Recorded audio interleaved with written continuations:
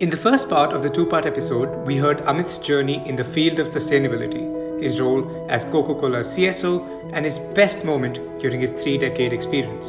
We also learned about the life cycle assessment of one bottle of Coke, the footprint which goes into making this one bottle which we take for granted. Amit also shared the measures Coca-Cola is actively undertaking, like replenishing more than 1.5 liters of water for every liter consumed, and the World Without Waste initiative. If you haven't checked out the first part yet, I would suggest you to come back here after hearing part 1. Now, let's dive into part 2.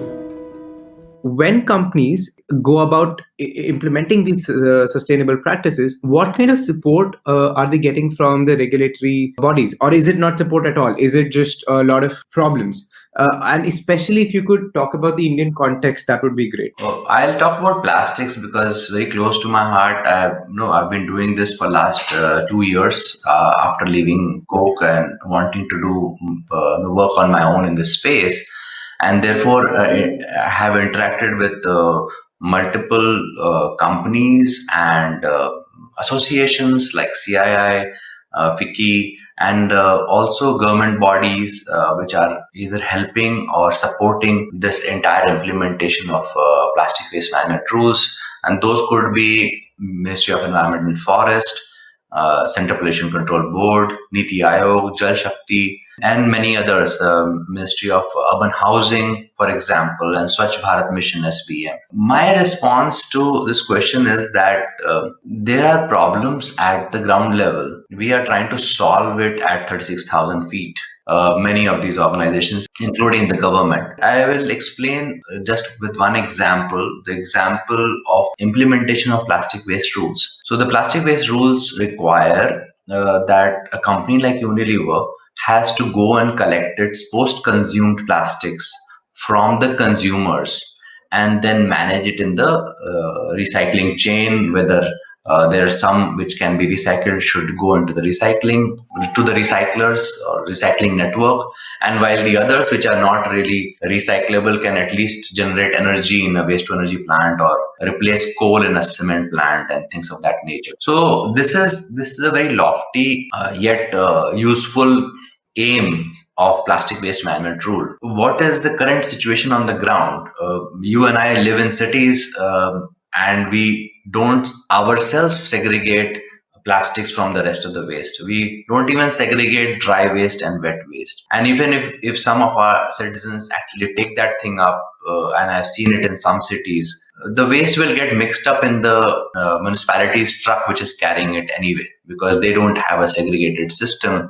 So they will mix up our own dry and wet waste together. And suppose if they still do it, if they segregate it, then there is no further separate treatment system for separating this dry and wet waste and then treating it by each fraction. Very few cities, and I think I can count it on one hand, that have actually put an integrated waste management system which is going all the way to door, asking segregated waste from the citizens and then treating it as a separate fraction all the way. Indore is one example, and probably that is the only example which comes to my mind. Now, if you do not have anything on the ground which separates dry and wet waste, and municipalities are looking at pollution control board at the ground level is looking at the urban local body or the corporation, the implementers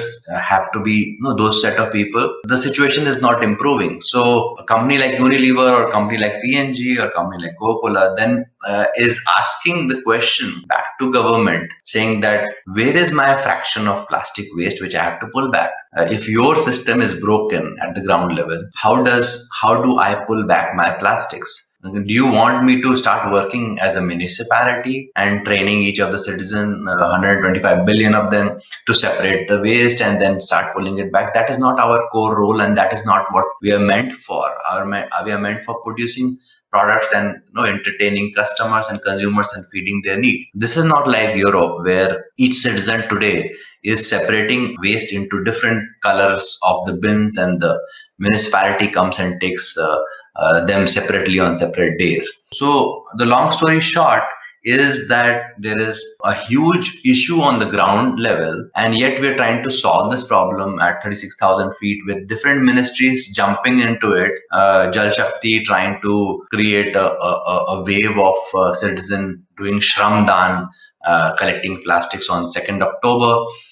Minister of Environment and Forest coming up with EPR guidelines, extended producer responsibility guidelines and framework, and CPCB penalizing companies, saying that you have not done enough, or I don't see what you can do and what you have done. We are creating a kind of a showdown at the top level, people questioning each other, but at the ground level, there is hardly any change which is happening. What is really required is people come down to the ground level, work at the level of municipalities, at the level of cities, at the level of towns and villages, to really have a system set up and then build on that system. What we have seen in Singapore, for example, that EPR guideline is being announced to be implemented in next 2 years, and yet they are setting up the system at the level of Singapore, at the street level and the level of waste generation, and at the level of brand of how they will gear up to the EPR, meeting the extended producer responsibility. So that is coming first. So this is like that. This is the right order, but I think the order in India has been cart before the horse, where legal implementation and repercussion has been put forward first, and then we are trying to solve the problem of logistics at the ground level. This is something which I am very passionate about, so I am speaking up front with the viewers and with the listeners. The idea is, I think everyone, including us, have to go back at the level where we can solve the problem, while there could be at a higher level a guiding document saying that we are moving in a direction of circularity, we are moving in a direction of waste segregation, and therefore we are able to manage our plastic waste rules as any other. Yeah, I couldn't agree more. And I think what you pointed out is, so it tells you two things, right? The good thing is that the government is actually trying to do something. We're referring to the Indian context, right? So the government is actually trying to do something about it, but they're just lacking the efforts that need to be put in to build up the efforts from bottom up, especially in a country with 125 billion people, where tier 2, tier 3 cities lag behind tier 1. And even in tier 1, we're not doing very well, right? So I think what you pointed out is the exact direction we need to be pushing the government and the companies into, that start building the effort from bottom up. I think this is where I move on to this whole concept that we've been talking about, right? That your new startup. So I think what inspires me the most is that after 30 years of experience and the amazing work that you've done and leading the sustainability of Fortune 500 company, you chose to start something of your own. You took the plunge after 30 years. I'm pretty sure every entrepreneur who knows about you is in awe of your guts and your passion. So would I please request you to share your thought process behind the shift and what's the aim for PRO India Reset? Yeah, thanks for that question. It's motivating to hear this. It's not an easy journey, and it's not an easy decision to work in corporates and get pampered, both from at salary levels and as well as with the teams and the structure and support system of consultants and employees, to actually propel you in the direction of the career and take you up all the way, and then suddenly the next day not having a single employee, but you are trying to do everything on your own in a territory where you have to define your own product and you have to make your own living. It has been a difficult decision. It has been not an easy journey from point of view of revenues and sales and stuff like that, but it has been very enriching. I've learned a whole lot in the last 2 years, and probably more than what I could have in the last 20 when I dived into this space. And I think the reason of doing so was I saw plastics coming in terms of the wave and issues around the same. So as an environmentalist, because I have managed environment function not only in Coca-Cola for 20 years, but before that in Gillette also, and even before that in Eicher. So I understand this space a little bit, and I was seeing that developing work around and against plastics, and plastics becoming a environmental nuisance, something which has to be managed. So I saw the environment aspect very closely when I was within Coke, but I also saw that in India, plastics have a circular economy, especially for PET bottles of Coca-Cola. We had seen that, we had collected that, we had got them converted into polystaple fiber using our mechanism of suppliers. And today I can say it with pride that way back in 2012, 2013, all t-shirts that were being produced and up till now were made out of recycled plastics. And in 2014, 2015, we also got our employees to wear uniforms made out of recycled plastics and cotton together. So like a polyester, which we developed and continues to be. So I saw plastics as a major challenge from environment point of view, but I also saw plastics as a currency from a waste pickers point of view, the bottom of the pyramid, which actually scavenges the waste that we throw out and takes out the good quality plastics from it, and plastics actually become 60% of the revenue of a daily wager in the cities, the urban poor. So I saw that as a currency. So when you're talking about a currency, this is another way to give back to the set of society, which is sitting in urban areas, yet they're extremely poor. They don't have an access to even the basic health services. Their livelihood is suffering, and they actually live close to 15 years less than you and me. So that was another area of work which could have been done via using plastics. And at the end, the third P. So we talked about people and planet.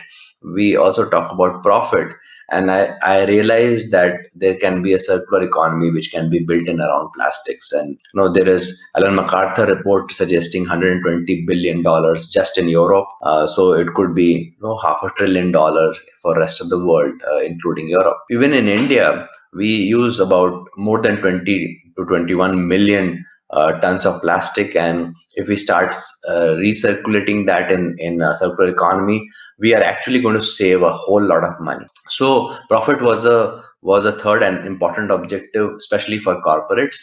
And when I realized that all the three P's are coming together with this effort of mine called Pro India, where we are wanting to bring the plastics back, using the bottom of the pyramid, integrating their work with our work, and also benefiting them when we start getting revenues from the plastic circularity.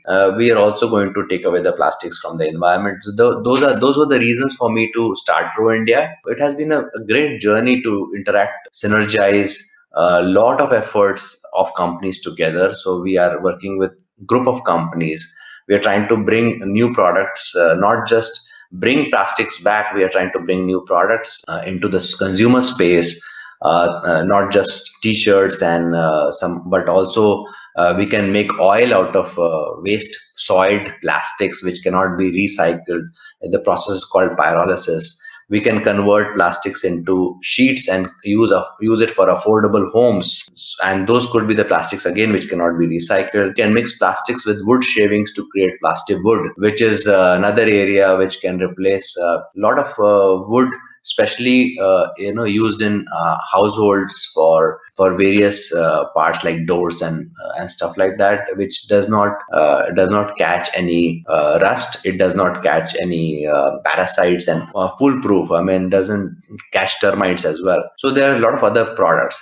But the other things which I'm equally and probably more interested in are those products which could be from a financial product like plastic exchange, which we are working with stock exchange, something similar to carbon trading. But I don't want to use the word carbon trading because people have not a lot of trust remaining in the carbon trading anymore. But plastic trading could mean that a plastic exchange could mean where there are generators of plastic pollution, and there are also municipalities which are actually pulling back the plastic. So can they trade the certificates in such a manner that somebody is conserving or returning that plastics, and somebody is generating the same. And then the other thing that we are working on with help of consultants and IDH is called plastic index, where each company is can be, it's self-declared, but can be rating itself in the sector where they stand, their effort of plastic circularity and plastic sustainability, and therefore can also learn from the other people in the sector and teach to some others in the lower quadrant, yet trying to create economies of scale and scope when it comes to pulling back the plastics. So these are some of the products that we are coming up with. It is at Pro India, we would like to be we'd like to create benchmarks and some of the leading indicators and some of the practices which are unique and yet very much adaptable to the country, while we are trying to learn this subject altogether, the plastic circularity subject altogether. Those were the very reasons for creating Pro India, wanting to do unique stuff and some thought leading stuff in the areas of plastics. And I'm pretty happy with where I am today, especially from satisfaction of creating something, or in the process of creating something which is very unique. Wow. I mean, I couldn't agree more, right? As a fellow entrepreneur in the plastic space, I think the plethora of uses that you just talked about, actually the plethora of uses that we haven't talked about, that people don't really understand exist, which are applicable worldwide. They open up so many economic opportunities, so many jobs, etc., right? But we haven't yet moved into that. And I think this entire push around circular economy will help us do that, especially with the tech coming in, like the Circularitics tool by Ellen MacArthur Foundation and the other tools that are coming up, which help us measure our footprint, measure our circular economy, how much are we adopting the circular economy, etc. They would help propel this a lot. And I think this is the same thing that we are also doing at InfinityBox to do away with single-use plastics and bring the circular economy into the food delivery industry. So I think especially at this point, the whole world is abuzz with circular economy. But it's this satisfaction that we entrepreneurs work for. It's this satisfaction that we have caused an impact. We have learned something new, and I think we will be the driving the change. So I think, given that it's the entrepreneurs who are pushing the governments, the market, everybody to move towards a more sustainable space, what would be your advice be to, let's say, a young entrepreneur in India who would want to learn how to incorporate more circular, sustainable practices into their business, how to go about setting it up, or what are the challenges that they should be aware of exist in an ecosystem like India, and what are the steps they could take? So this is what I keep telling to the employees and the younger generation when they join the companies, or otherwise when they look for opportunities to become an entrepreneur and just out of the college and want to be an entrepreneur, or just few years out of a company and want to be an entrepreneur, is question, ask, don't remain in the sort of status quo, and probably ask your fellow employees, or ask the stakeholders what can be done differently. And as you just mentioned that there are so many opportunities in this space, whether it's bringing back plastics in a unique way so that it doesn't get mixed up with the rest of the waste, and you are able to segregate and recycle, or to create alternatives of plastics in such a way that are economical and yet functional. I'm sure in food delivery functionality, you must be seeing a lot of importance to the flavor retention, the curries of India, spreading into the package itself. So a question. So idea is to question the status quo. What can be done differently? Those lead to opportunities that could be very unique to that entrepreneur. So like you have found a unique opportunity to continuously return the package of a Swiggy box, for example, and you should talk about it in this talk itself. That the same what if the same box keeps coming back to you after a proper wash and hygiene and everything, sanitation?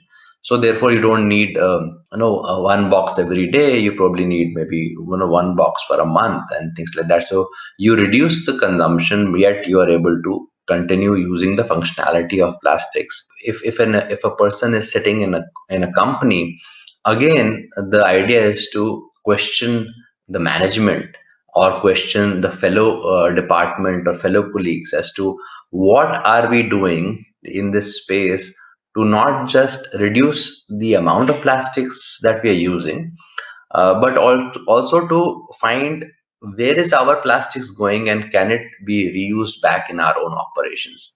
We are trying to teach this concept of personal plastic footprint. We are trying to teach the concept of plastic neutrality at the corporation level, at the level of corporate, at the level of a township, or at the level of a factory or a BPO office as well. So let's say if you are sitting in a BPO office and the call, you don't have a call to attend, and you're thinking as a budding entrepreneur what to do next. What you should look at is that a BPO probably generates very high quality dry waste and paper, plastics, and some other stuff. It is not mixed. Where is that thing going? Can it come back as used paper, which you can use in your sheets, and you can also talk about in your sustainability report? Can the plastic bottles go back and become t-shirts and come back for your next event? Who can do that for you? Can there be a circularity built in almost everything in such a way that you are having a near neutral effect of these commodities that you use, especially for plastics, because I'm only talking about plastics at this point in time. And if you do so and you become plastic neutral, can you take this concept to your homes, and can you question not only at your household but also in your society? Can that whole concept of neutrality be practiced right there? If you have to practice neutrality, there will be always opportunities which will come out, and so there will be someone who will come up and say, okay, I'll do this part, which is I'll take this plastic away from you, convert it, recycle it, or value add it and bring it back to you. So I think the most important thing for a young entrepreneur to become a young entrepreneur, or even for a young entrepreneur, is to question the status quo and say what can be done differently to have a different outcome which has circularity built in it, sustainability built in it, and also an enterprise built in it.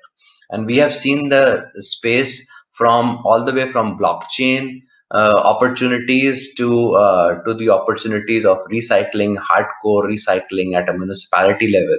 So the whole spectrum is so wide for an entrepreneur, especially in India, because the opportunities in India are immense. Not just the consumption is immense, but we always face one problem or the other from morning to the evening, and each of these problem is an opportunity for an entrepreneur. So that's what my call to the entrepreneur or would be entrepreneur will be, that go and ask, question the status quo, and then you will find an opportunity. I could not resonate more with this. You see, I completely believe in this idea that I think it's a gift to be young, because we don't necessarily have to follow what's been going on, right? These preconceived notions that it's just the way it is. Like you said, right?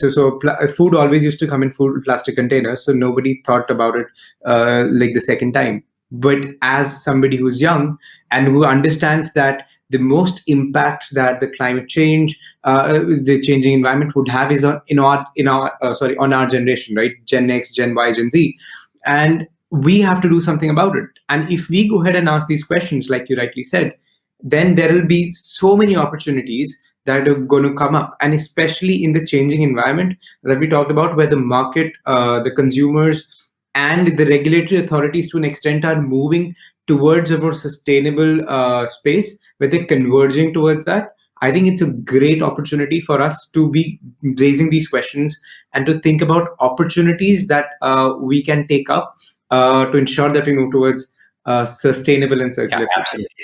So I think that brings us to an end of this, and I think it's been extremely insightful. So thank you so much for your time. Thank you for this opportunity, and I wish our readers, our listeners will like this, and they can always reach back to you and to me if they need more assistance in becoming an entrepreneur, or within their own organization if they want to practice sustainability. We'll be too happy to support them. Hey listeners, I really hope you enjoyed this podcast. Stay tuned for weekly episodes on Bending the Lines as we give you a circular lens of industries. Do follow InfinityBox and support us in the journey of a circular world. Until next time, this is your host, Shashwat Gangwal, signing off.